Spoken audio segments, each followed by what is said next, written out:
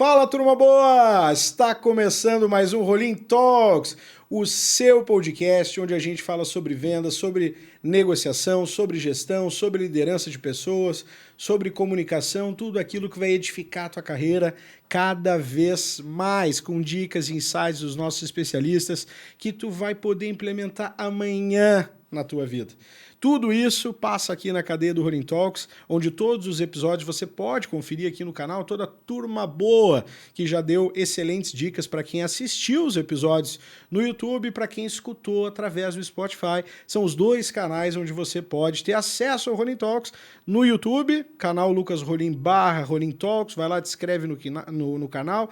Ativa o sininho das notificações porque toda semana tem um EP novo e às vezes tem 2 EPs na mesma semana, justamente para que você possa conferir e também através do canal do Spotify, lá no Rolling Talks, para ti que está dirigindo, que vai pegar a estrada, que quer botar no Spotify, que quer ouvir, não perde a oportunidade, não é só no YouTube. Lá no Spotify tu também consegue ter acesso a essas dicas, esses insights e beber um pouco da sabedoria de todos os especialistas que passam aqui com a gente. Mas já falei demais, deixa eu apresentar o nosso especialista de hoje, Bruno Lara. É um grande prazer estar te recebendo aqui. Eu tive a oportunidade de te conhecer lá no Gramado Summit e já ficou aquele engate, né, para a gente poder falar aqui no Rolling Talks. Bruno Lara, que é jornalista, né, um dos nossos especialistas aqui que vai falar sobre comunicação, mas tem um cargo que é muito nobre, né, que executa uma função muito nobre hoje, né, que é de fato executivo de operações do Instituto da Criança com Diabetes. Né, além, claro, né, de ser diretor comercial da agência, né, da agência GBC, mas o que traz como uma questão principal para a gente aqui no Rolling Talks é toda essa sabedoria que tu vai poder trazer para a gente sobre um projeto tão bacana que é o projeto da criança com diabetes. Mas seja muito bem-vindo ao Rolling Talks, meu velho. Muito obrigado, uma honra estar aqui, um hall de muitas pessoas importantes que já passaram. Estar aqui contigo também é super relevante, importante e dá uma visibilidade para a causa também. E espero poder colaborar com alguma coisa. Com certeza, com muita coisa, não tenho a menor dúvida disso. Mas, Bruno, vamos lá. Né? Já para a gente começar o nosso bate-papo, tu é jornalista, então certamente especialista em comunicação, que é algo que é fundamental dentro da nossa vida. Mas como é que tu caiu lá no Instituto da Criança com Diabetes? Então, até eu tive uma passagem pela política, trabalhei com a prefeitura em Canoas, né? E depois entendi que esse não era o melhor caminho para a minha vida. Eu queria outros desafios.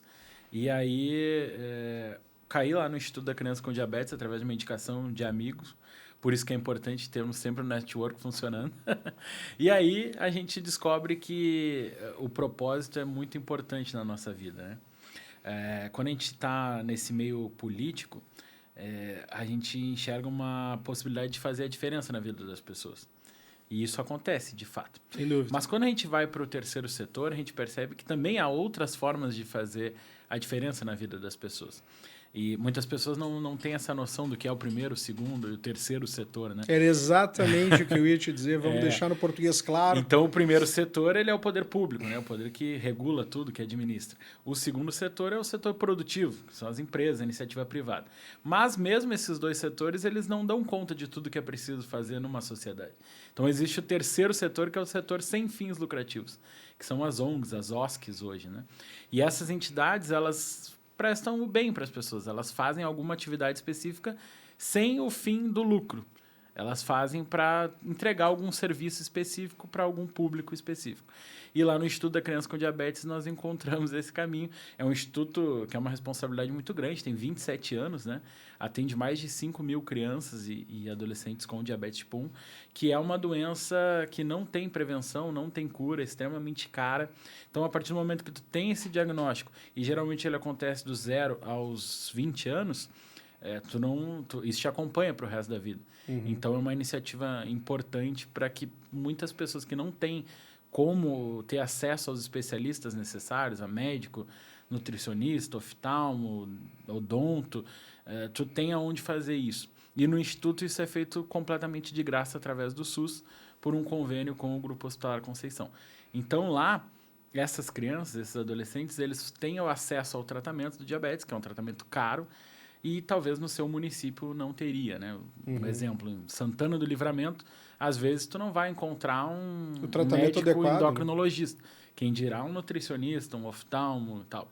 E uma criança com diabetes, ela precisa fazer insulina. Se ela não o fizer em 24 horas, em 72 horas, em uma semana, ela vai ter uma internação, ela vai ter uma cetoacidose. E ela vai acabar na UTI.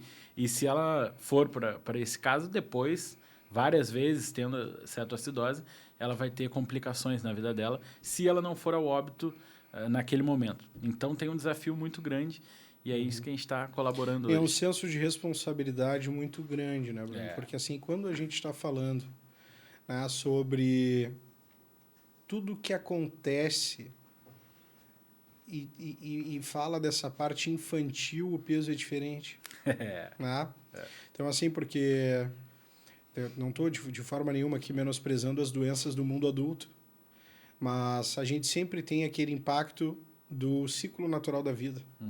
Ah, então, quando tu percebe tudo que acontece com as crianças ali e a porrada de histórias que deve ter, sabe que deve ser muito difícil não se sensibilizar. Com certeza. E o desconhecimento, né? É importante falar de diabetes tipo 1, porque muitas pessoas não conhecem. Então, tipo 2 é o diabetes mais comum. Então, é do pai, do avô, da avó, aquela que se adquire depois, né, na maturidade. O tipo 1 é uma questão genética que, por algum fator externo, vai desencadear o diagnóstico, né? A pessoa já tem isso e, por algum motivo, vou dar um exemplo, filho da Marília Mendonça. Quando ela morreu, desencadeou o diagnóstico, né? Então, algum fator externo gera essa condição e, a partir dali, tu vai conviver com isso pro resto da vida. Eu não sabia disso. Exatamente. Eu não sabia disso. Então, tem essa diferença. O tipo 1, por exemplo, ele vai depender de insulina o resto da vida. O tipo 2 não necessariamente. Ele vai tomar um remédio, talvez se agravar depois talvez ele precise. tenha como controlar. Mas tu tem como prevenir.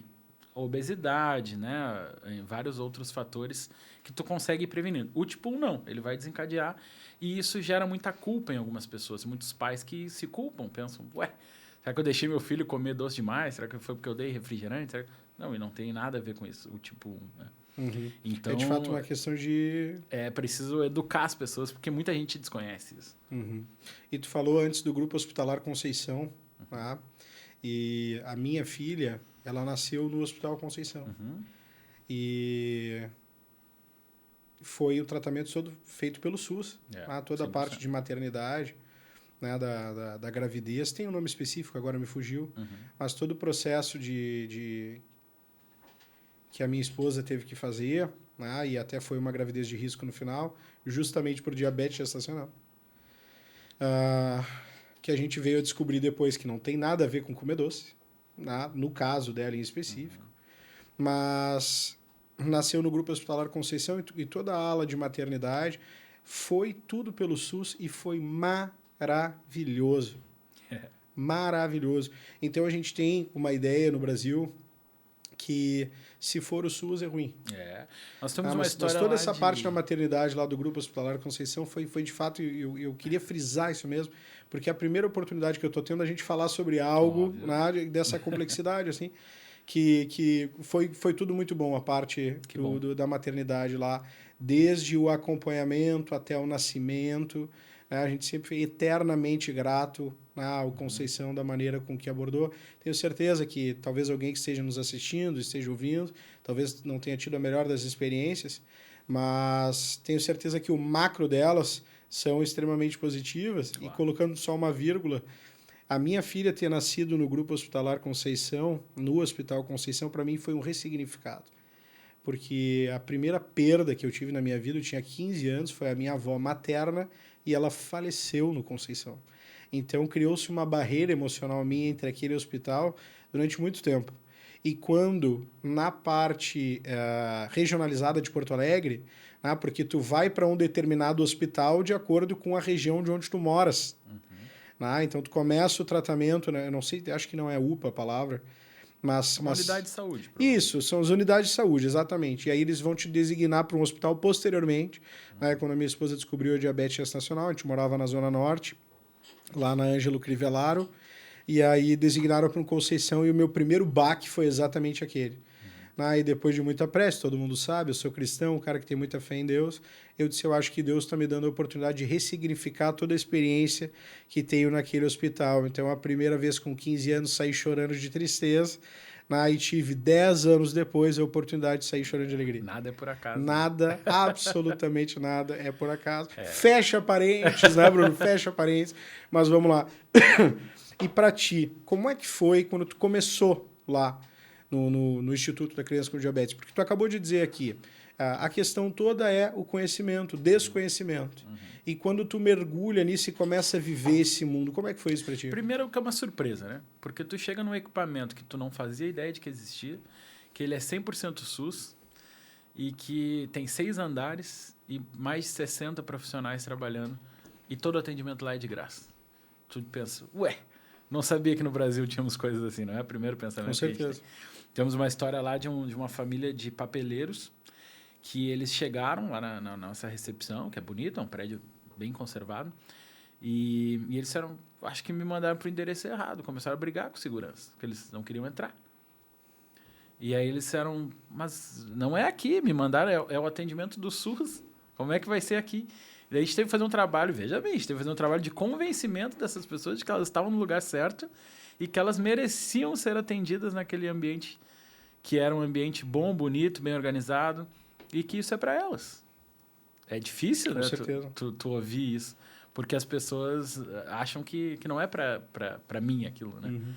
E aí entra totalmente o papel da comunicação. Exato. Né? E então o Instituto ele tem muito a agradecer ao Grupo Hospitalar Conceição também por essa parceria que foi firmada lá em 2004, onde o GHC ele cede os profissionais técnicos, né? Eles estão unidos ali, é uma gestão conjunta de GHC e Instituto da Criança com Diabetes, porque todo o atendimento técnico é feito pelos profissionais que são concursados do Conceição.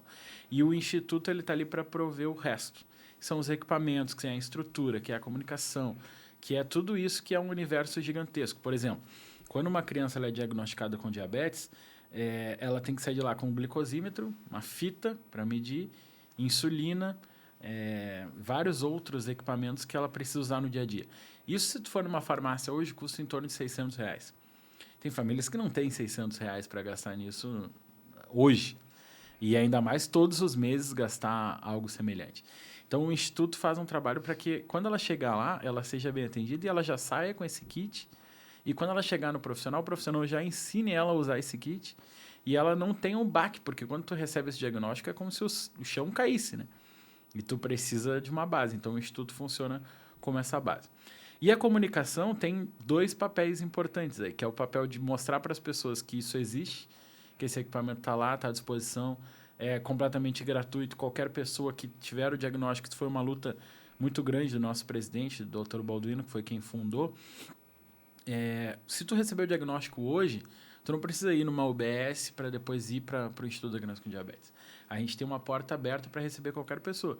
Se for diagnosticado por um médico particular em algum lugar, tu consegue ir lá, estabilizar, fazer o tratamento com as pessoas que conhecem a doença e depois seguir a tua vida tranquilamente. É uma segurança, é um porto seguro para quem consegue acessar. Né? E nos aprofundando na comunicação, Bruno,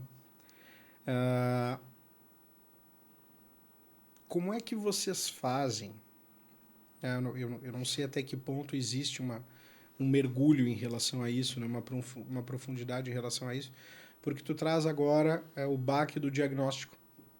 Né? E é importante o profissional que passa essa mensagem, ele ter a sensibilidade de saber o impacto que isso causa. Uhum.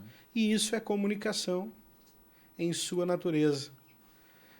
E como é que funciona essa parte lá? Como é que as coisas acontecem lá em relação a isso? Lidar com pessoas é muito sobre escutar, né? A gente tem que saber ouvir.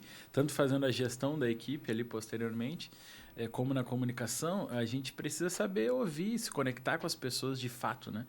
porque às vezes a gente está num mundo muito turbulento, que a gente não consegue largar o celular, que a gente está pensando em inteligência artificial, que a gente está pensando o que vamos fazer amanhã, como é que nós vamos editar. E às vezes a gente não escuta como deve, né? Parar, ouvir, entender a história, perguntar.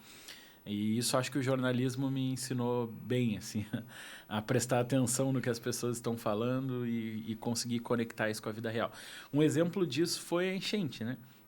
Nós tivemos uma atuação muito importante na enchente, porque essa história dos 3 setores, por exemplo, muitas pessoas ficam com receio de doar para o poder público, né? E geralmente são as empresas que estão doando ou os empresários. Comum, né? É muito comum isso. Então elas visualizam no terceiro setor quem está fazendo essa entrega para o público sem que tenha esses receios, né? Então, durante a enchente, que foi histórica, nós recebemos doações do Brasil inteiro. E as insulinas, não sei se vocês estão acostumados, mas muita gente do público não, ela é termolábil, né? Ela precisa ficar refrigerada o tempo todo, porque senão ela estraga, que é um hormônio, né? Sim. Então a gente precisou fazer toda essa cadeia de doações que chegasse na pessoa que precisa de uma forma que a insulina estivesse boa, não estivesse estragada, né? Então, nós recebemos doações em Canoas, por exemplo, que era o único aeroporto que estava funcionando, né? Porque o de Porto Alegre estava alagado. E a união das empresas foi incrível, porque nós recebemos doações muito inesperadas. Assim, nós entregamos 570 mil unidades de insulina e insumos. Passou pelo ICD durante a enchente, né? Então, para fazer a gestão disso é muito louco, né? Com certeza. A gente recebendo doações aqui e a gente levava 8 horas para chegar até Porto Alegre de carro. Então, não poderia ser dessa forma, porque senão a gente poderia perder alguma coisa no meio do caminho. E as empresas foram extremamente solícitas. Nós recebemos, por exemplo, um empréstimo de um caminhão carreta refrigerado que ficou mais de 20 dias ligado na tomada de uma empresa, funcionando, ligado, gastando o que precisasse gastar, para que a gente conseguisse manter esse material estável, né? Sim, nos momentos difíceis, assim, a sociedade sabe como valorizar e quando valorizar. Nós recebemos, por exemplo, 2 helicópteros. O cara me ligou e disse, tô colocando 2 helicópteros à disposição de vocês. Eu disse, o que eu vou fazer com 2 helicópteros? Tem noção? O custo disso é inacreditável. E no fim, se não tivesse isso, nós não teríamos feito o que fizemos, né? Nós tivemos em Sertão Santana, por exemplo, o caso de um menino de 15 anos, que tem diabetes, não é paciente do ICD, mas no momento ficou sem a insulina. E a cidade estava completamente debaixo d'água, então não tinha o que fazer, ele ficava num rancho. Então a gente precisou mobilizar 4 cidades diferentes, com as prefeituras, com pessoas, um grupo de barco, um grupo de jipes, de jipeiros, e a gente montou uma cadeia de 10, 15 pessoas que a gente levou essa insulina do Instituto até Sertão Santana para que essa criança não ficasse sem insulina. Porque se ela ficasse 24 horas sem insulina, teria grandes problemas, né? Sim. Então é uma união muito bonita. Toda a complexidade que existe, né? De fato, não é fácil. E vocês fazem bastante evento, né? Para divulgar o Instituto, né? Para trazer a causa, né? Para ficar mais conhecido. Não só o Instituto. Né? Porque o diabetes ainda é muito desconhecido, então a gente faz também para que as pessoas saibam o que é diabetes, porque tu vê um evento e pensa, mas o que é diabetes? Onde é que saiu isso, né? E também para arrecadar recursos. Hoje a nossa maior fonte de renda é através de empresas parceiras ou com eventos de captação. Então a gente faz a 27ª Corrida para Vencer o Diabetes esse ano, né? Que é um evento super tradicional, de 27 anos. Quando que é a corrida? Temos data já? 28 de setembro. 28 às 9h30 no Parcão. Eu vou me preparar para correr essa corrida. Vou fazer um compromisso aqui no Rolling Talks. Compromisso, hein? Que eu vou correr, vou tirar uma foto no Instagram, @LucasMRolim. Para quem não segue ainda, é o Instagram do Rolling Talks, é o meu Instagram profissional, onde eu trabalho tudo que faço aí pelo Brasil. E vou postar uma foto com o Bruno, lá no dia da corrida. E nós tá firmado o compromisso aqui. Vamos botar em collab com o Instituto, então. Em collab com o Instituto, uma foto minha correndo. E o Beto também vai correr, diga-se de passagem. Isso aí. Compromisso. Beto, fizemos pelo Beto. Eu e o Beto vamos correr essa corrida, viu, Beto? Saiba que tu vai correr essa corrida também. E é uma corrida bem importante, assim, 27 anos já de tradição, e a gente coloca 5 mil pessoas no Parcão para correr. Então é super bonito assim de ver muitas marcas parceiras. Esse ano são 8 marcas parceiras. E a gente vende tradicionalmente 10 mil camisetas. Nossa. Então é uma fonte de renda importante, né? Uma visibilidade grande também. E como nós fizemos no ano passado as camisetas com fibra de garrafa PET recicladas, nós tiramos também 1 tonelada de plástico do meio ambiente, nas duas ações ao mesmo tempo. Que sensacional. Sabe, isso são coisas que é extremamente bacana que as pessoas saibam, né? Porque a gente está falando aqui sobre a causa da diabetes, né? Claro, sobre comunicação, aí a gente vai se aprofundar um pouco nas lideranças agora, mas tudo que a gente fala até o exato momento é o interesse social. Aí, quando a gente fala em interesse social, a gente está falando aqui sobre o Instituto da Criança com Diabetes, mas a gente está falando sobre reciclagem, né, que é o que tu acabou de trazer. É uma preocupação por um mundo melhor. Até um case legal. A gente tem lá o projeto Tampinha Legal, que olha que bacana. Muitos pacientes, eles não têm como doar. Eles recebem o serviço, eles não pagam nada por isso, eles querem retribuir.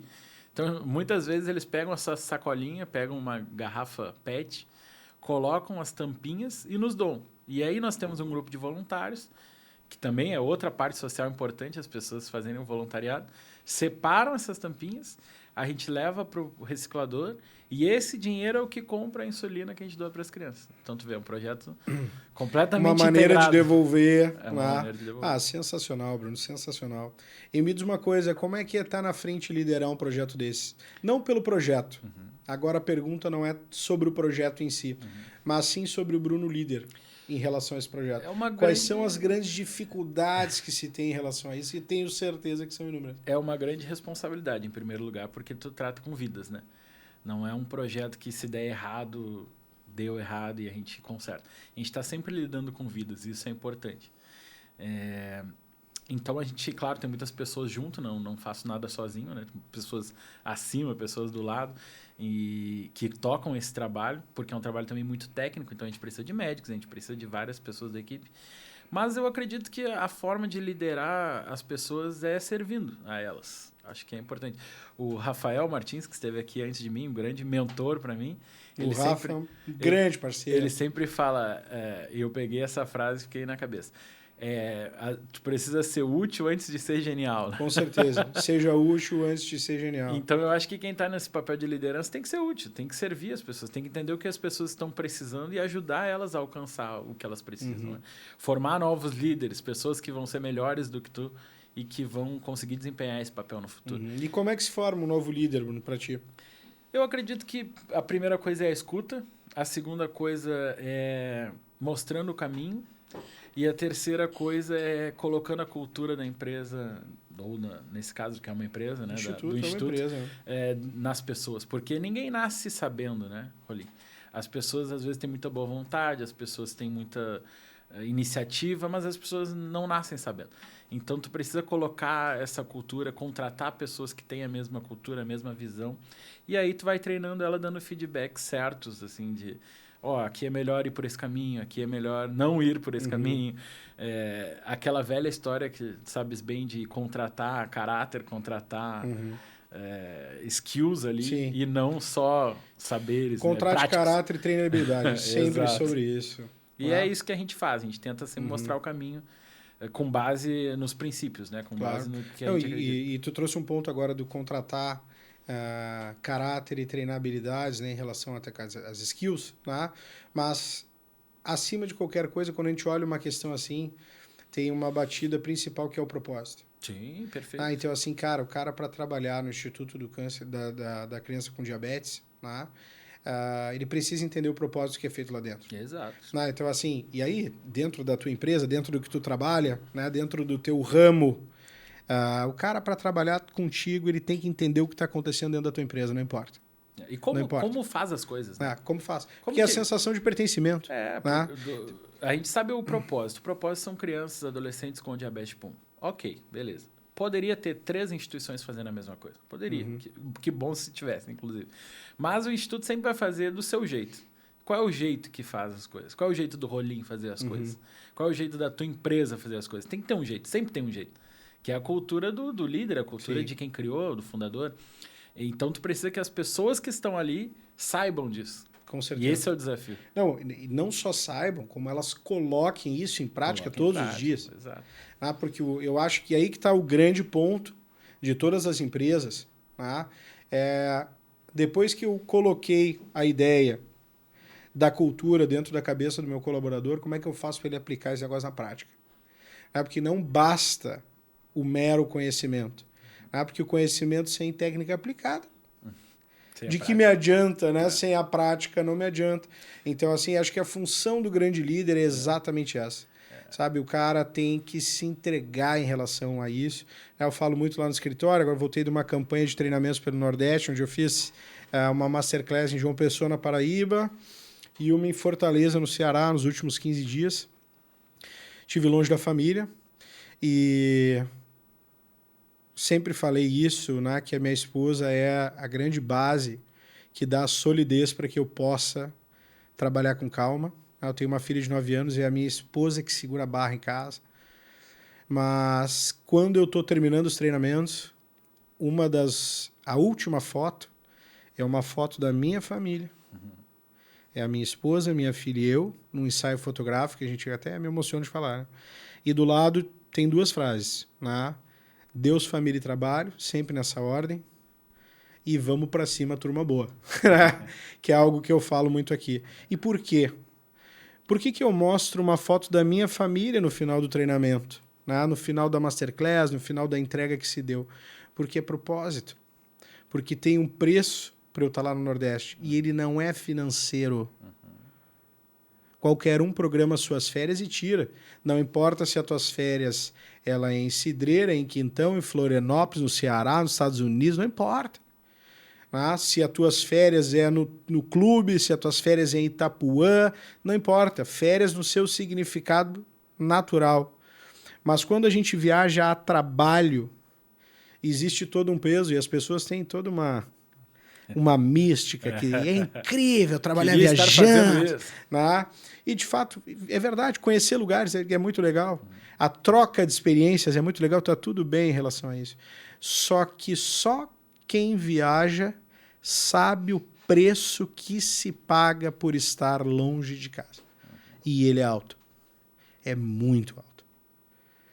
Então, quando a gente fala de liderança, olha a complexidade de tu passar uma mensagem dessa para o teu liderado.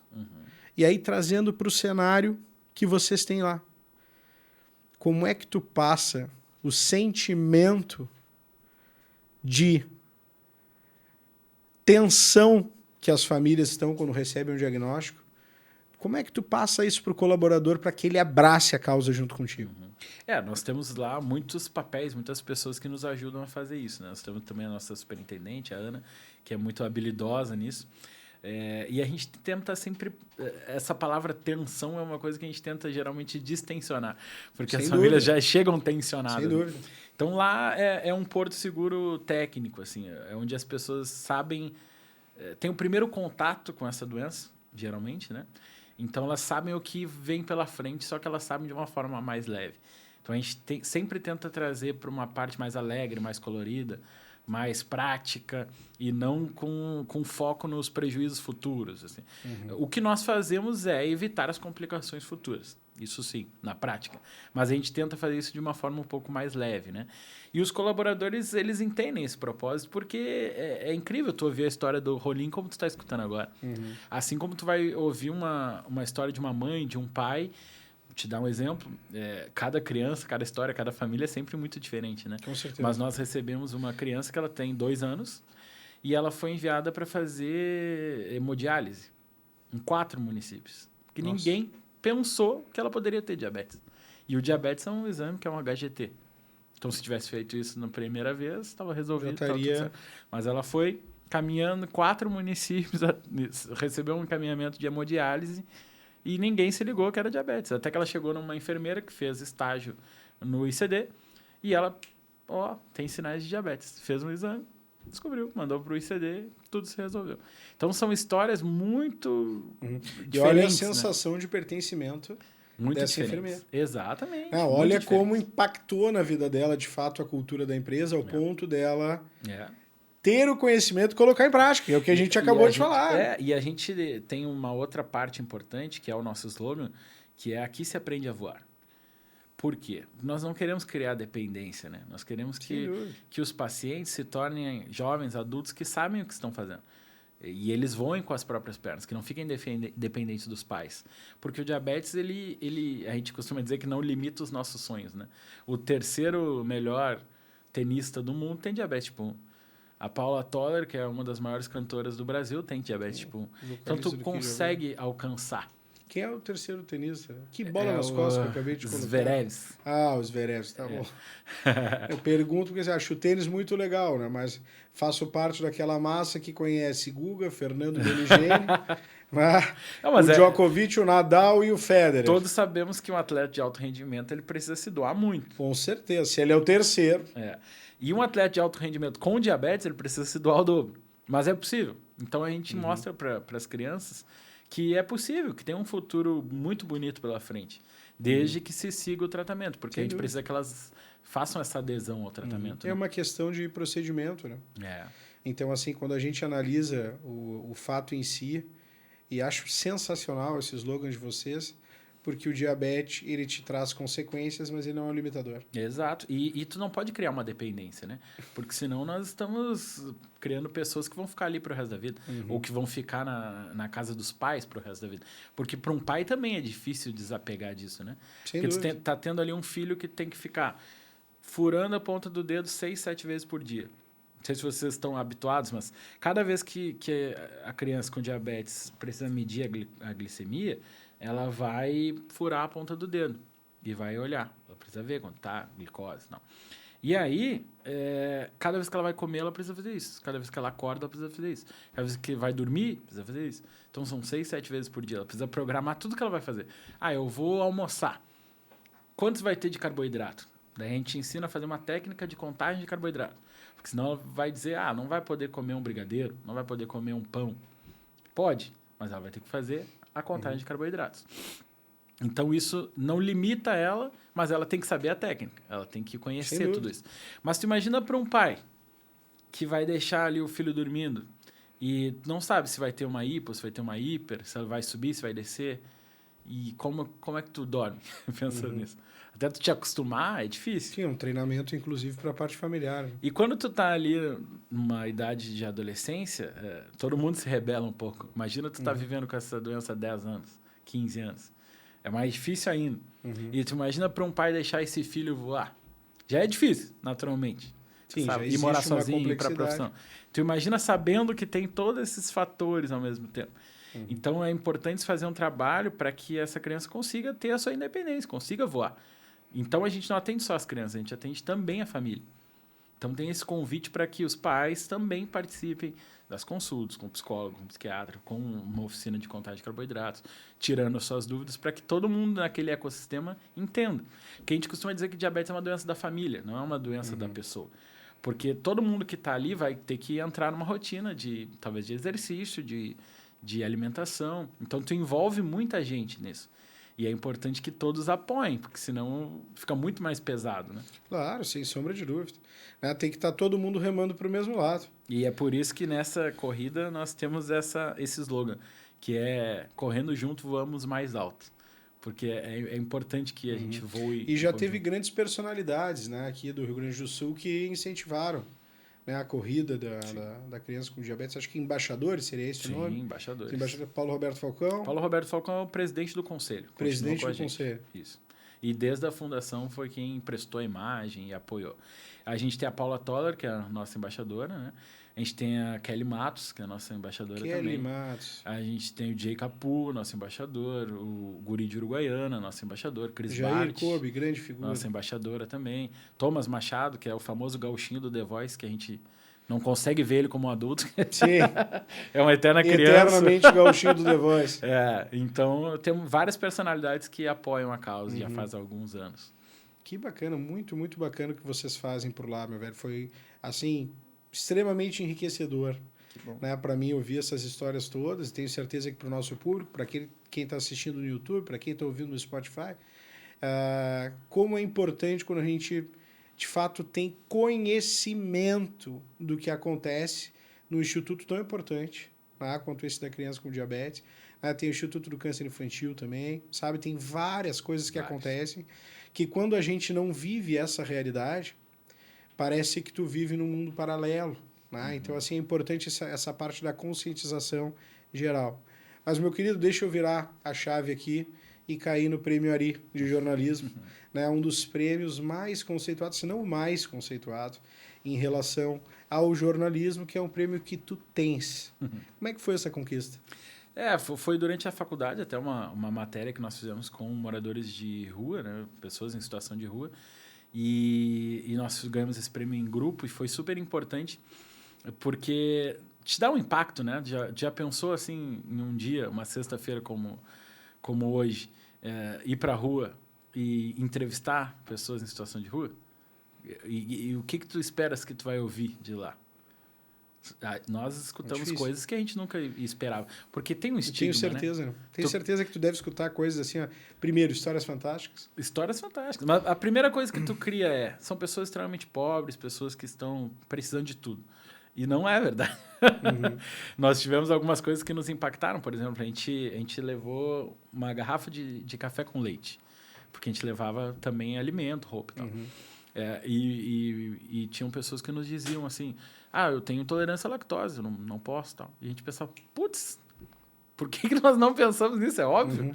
Mas tu não pensa nesse tipo de coisa. Porque a pessoa está na rua que ela Exato, não pode ter intolerância à lactose. Mas é uma coisa que tu não pensa na hora que tu vai fazer uma doação. Nós entregávamos doação de roupas e as pessoas diziam, eu não preciso de roupa. Mas se tu for aqui à frente, 2 quadras, vai ter uma família que precisa de roupa. E é uma pessoa em situação de rua que está te falando isso. Que tu pensa que ela precisa de algo. Então, a gente se coloca nesse lugar de ter que ajudar, de estar acima, e às vezes a gente só precisa escutar. O que essas pessoas que estavam precisando naquele momento era ouvir, ser ouvidas, na verdade. Conversar, falar a história delas, dizer o porquê que elas estavam ali. E dos mais tipos de variadas histórias de drogadição, de problema com a família, a questão de gênero também, muita gente. Mas, assim, 70% do que ouvimos, problemas com a família. E nós, como cristãos que somos, a gente sabe a importância da família nesse papel, né? Grande parte das pessoas que estavam ali por algum problema com a família.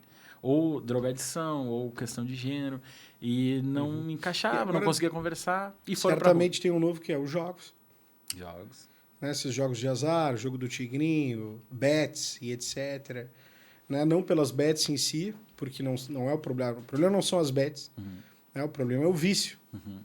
E o prêmio é um reconhecimento importante. Ganhamos junto de Luiz Fernando Veríssimo. A gente fica, estamos no mesmo lugar. Não foi qualquer pessoa que entregou. Né? Estamos no mesmo lugar de Luiz Fernando Veríssimo.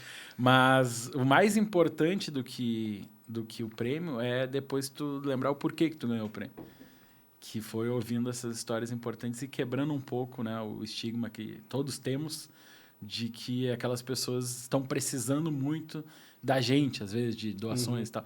E, às vezes, a gente precisa um pouco delas também. Com certeza, sem sombra de dúvida.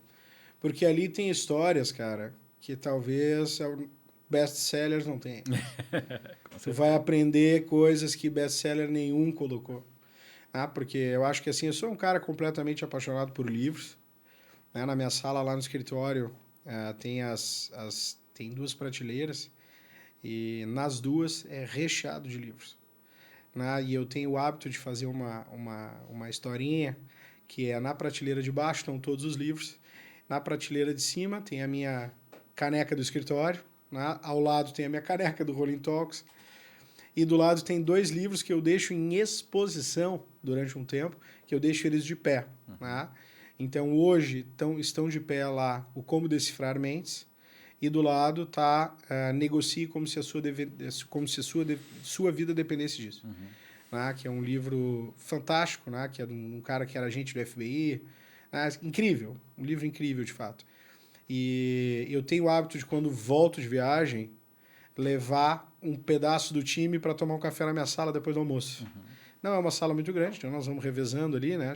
Eles vêm entre 7, mais ou menos. E hoje eu tive uma passagem rápida pelo escritório, não consegui ficar muito tempo, tinha algumas questões que tinha que resolver fora, cheguei de viagem ontem de noite, cheguei um pouco mais tarde no escritório, Mas pensei, olha, eu vou ter esses 20 minutos do café com a turma, porque para mim é muito importante. Enquanto eles tomam café, cara, eles ficam olhando os livros aqui. Doutor, e esse aqui? Pá, esse livro fantástico. Aqui tem um que todo mundo se encanta, que é o Método Disney de Encantar os Clientes. Que é um livro incrível, um livro top, né? Junto com o Guiados pelo Encantamento, que é um livro da Mercedes-Benz. Então, são conhecimentos por R$60. Sempre falo isso. Cara, o cara estudou vendas, o cara estudou liderança, o cara é o cara que montou a Mercedes, o método da Mercedes de vender no alto padrão. O cara certamente tem cursos, sabe, em Stanford, em Harvard. E ele fez um livro e ele está te vendendo o conhecimento dele por 60 pila, como a gente fala aqui no Rio Grande do Sul. Parceladinho. Parceladinho, né? Vai na livraria ali, ó, em 3 de 20 pila, sem juros. Né? Então, o que tu precisa fazer? É só ler. É só ler. Sabe que eu gosto muito do Clóvis de Barros Filho. O Clóvis é gênio. E ele tem uma palavra que eu queria tatuar, que é bril. A importância do bril, né? Que as pessoas têm que ter bril na vida. Não sei se... sabe? Mas bril é aquela coisinha que te dá quando alguém chega pra ti e diz, cara, não lê isso aqui que tu não vai entender. Sim. E aí tu fica naquela, não, peraí. Sim. Peraí, eu estudei, fiz o ensino médio, fiz a faculdade, como todos os dias, tomo banho. O cara criou aquilo ali. Eu só preciso entender.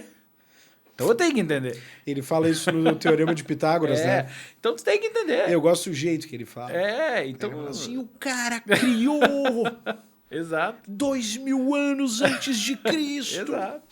E tu só tem que aplicar e não consegue. A fórmula de Bhaskara que ele fala, né? Tem um cateto A, o cateto B. Tu só precisa achar o outro. Vai ser burro no inferno. É isso, né? Tu tem que... Mas é verdade. Tem que parar e entender, cara. Exatamente, se entregar. O cara escreve um texto, tu lê o texto, tu não consegue entender o texto, é falta de brio, né? Tem que olhar e dizer, não, peraí. O cara teve trabalho de escrever aquilo do zero. Eu tenho que entender. É a língua portuguesa, eu estudo isso desde que eu tenho 6 anos. Tem que entender. E me diz uma coisa, Bruno. Quando é que tu optou pela comunicação? Então, a comunicação... Eu sou uma pessoa comunicativa. Aquele insight para o cara que está nos assistindo que pensa assim, cara, ou eu faço jornalismo ou RP? Né? Cara, eu tô pensando... Tem um ponto aí. Tu quer ganhar dinheiro? Faço RP. Quer ganhar dinheiro é RP. Publicidade, direito, faz outra coisa. Bom, mas o jornalismo é para quem quer ouvir mais do que falar, quer escutar, quer contar histórias. São pessoas muito comunicativas, que têm essa facilidade no dia a dia, saem conversando com todo mundo, sai ali na rua e vai ouvir uma história e vai ficar encantado, e vai ouvir de fato, que às vezes fica só pensando. Então, se tu é essa pessoa que não te importa muito em ganhar dinheiro, às vezes ganha, mas se tu te importa mais com as pessoas, em ouvir histórias, o jornalismo é um bom caminho. Porque o jornalismo ele tem um desafio da... Hoje em dia isso está um pouco embaixo, mas ele tem o desafio da imparcialidade. Porque o jornalista, tu aprende a ter uma técnica, né? Quando tu vai para a faculdade, tu não aprende a... São 4 anos de faculdade. O que as pessoas pensam que um jornalista faz 4 anos na faculdade? A gente aprende a pensar, a gente aprende a perguntar da forma certa. Para mim, por exemplo, é muito difícil estar aqui respondendo em vez de estar perguntando. Mas eu me lembro na faculdade... É diferente. Tinha um professor, que era o professor Fernando, e ele nos ensinou a pensar, cara. Quando tu para, assim, tu não pensa, será que alguém precisa aprender a pensar? Faz quantos anos saiu da faculdade, Bruno? Ih, aí tu me pegou. Por alto, assim? Faz aí uns 10 anos, talvez. Olha o impacto do professor Fernando. Não, o professor Fernando, ele primeira coisa que ele fez, chegou na sala... Tem gente que é diferente, né? Ele chegou na sala e disse assim, Rolim, sai daqui e senta lá. Fulano, sai daqui e senta lá. Roberto, levanta aqui e senta lá. Todo mundo foi pensando, qual é que é desse cara, né? Aí no final ele chegou para todo mundo e disse, por que vocês mudaram de lugar? Todo mundo... Que tu mandou, né? Tu mandou? Mas e daí? Qualquer um chega aqui, você não sabe nem se eu sou o professor. Cheguei, mandei vocês trocarem de lugar, vocês mudaram. Vocês não questionam nada. Vocês não sabem nem quem eu sou. E sabendo que eu sou o professor, por que mudaram sem questionar? A profissão do jornalista é questionar tudo. Olha que massa, né? E daí tu ficou todo mundo com a cabeça... As dinâmicas são tudo. E é verdade, né? Então depois eles faziam uns textos, porque tu lê um texto, às vezes ele é um texto extremamente básico, né? Não tem aprofundamento, não tem técnica, não tem nada. Então a gente entregava o texto pensando assim, esse aqui eu gastei, esse aqui eu dei a vida. Esse é o melhor texto que essa faculdade já viu. E ele voltava com 3 páginas de coisas que tinham um problema no texto, ou coisas que tu não questionou, por exemplo. O fulano falou tal coisa. Geralmente as pessoas fazem isso bastante com político, né? O fulano foi lá e deu tal declaração. E daí o jornalista não cria o contexto, não entende, não pergunta. Por que falou isso? Em relação a quê? Para quem? Será que esse fulano não está querendo passar um recado para outro fulano? Será que ele está se comunicando só com a massa dele? Será que ele está usando a imprensa para fazer alguma coisa? Então, o jornalista ele tem que questionar isso, tem que ter essa sensibilidade. Então, quem tem esse interesse por olhar o mundo de outras formas, talvez o melhor caminho seja o jornalismo. E todo esse interesse te levou ao prêmio do Ministério Público também, né? Também, nós fizemos a mesma reportagem, inclusive, nós ganhamos o mesmo prêmio. E o prêmio do Ministério Público ele é um pouco diferente, né? Porque ele não é uma associação de imprensa. Então, ele reconhece esses trabalhos voltados mais para o social mesmo. E é importante a gente ter esse reconhecimento também para que os jornalistas que estão se formando olhem, né? E vejam, dá para fazer algo diferente, assim. Então, foi bem gratificante. Que bacana. Bruno, já estamos chegando ao final do nosso papo. Né? Eu fui avisado aqui pelo Matheus do estúdio. Passa rápido. O Matheus é uma figuraça da bisturi. Mas nos recebe muito bem. Muito bem, elogio uma à bisturi. Figura. Inclusive, eu estou pensando em botar ele nessa corrida contra o diabetes aí. Né? Mas, enfim. Já estamos aqui em 4. Já estamos nos aproximando do final. Mas, Bruno, queria que tu desse uma dica final para o cara que está nos assistindo em relação à comunicação, em parte técnica. Parte técnica.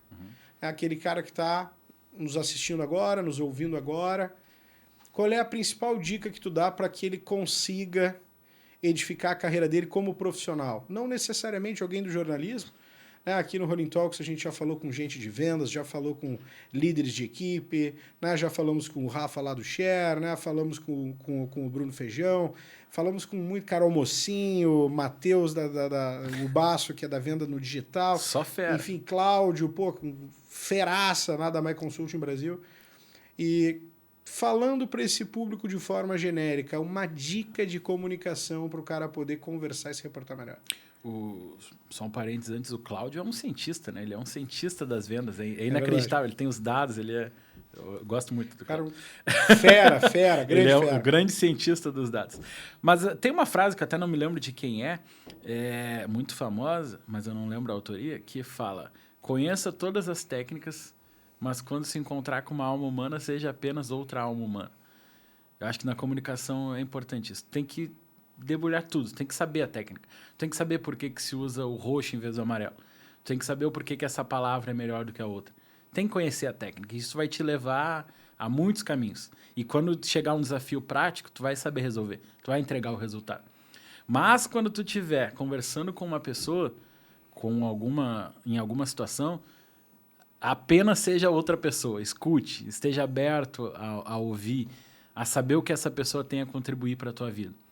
E ali tu vai conseguir desempenhar o teu trabalho técnico muito melhor. Seja apenas outra pessoa, fundamental, hein? Essa eu vou colocar no meu bloco de notas.